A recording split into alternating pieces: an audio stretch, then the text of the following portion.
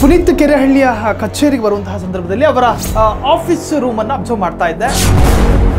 ಬಲಿದಾನವಾದಂತ ವ್ಯಕ್ತಿಗಳು ಧರ್ಮಕ್ಕಾಗಿ 2 ಜೀವಗಳೇ ಹೋಗಿದ್ದಾವೆ ನನ್ನ ಕಾಲಾವಧಿಯಲ್ಲಿ.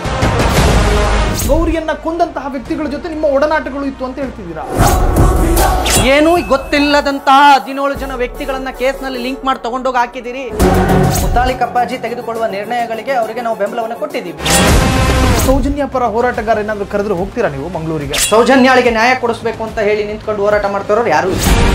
ಸಿ.ಟಿ. ರವಿ ಅವರು ಪುನೀತ ನೀನು ಹೋರಾಟ ಮಾಡು ಅಂತ ಹೇಳಿದಾರ? ಬಿಜೆಪಿ ನನ್ನ ಕರೆದು ಹೋರಾಟ ಮಾಡು ಅಂತ ಹೇಳಿದೆ, ಹೇಳಿಲ್ಲ. ಮತ್ತೆ ಅವ್ರು ಯಾಕೆ ನನಗೆ ಸಹಾಯ ಮಾಡಬೇಕು? ಕರೆ ನಿಮಗೆ ಬಿಗ್ ಬಾಸ್ ಇಂದ ಬಂದ್ರೆ ನೀವು ಹೋಗಬಹುದಾ? ಹೋಗ್ತೀರಾ? ಜನ ಹೋಗು ಅಂದ್ರೆ ಎಲ್ಲಿಗೆ ಬೇಕಾದ್ರೂ ಹೋಗೋಕೆ ರೆಡಿ ಇದ್ದೀನಿ.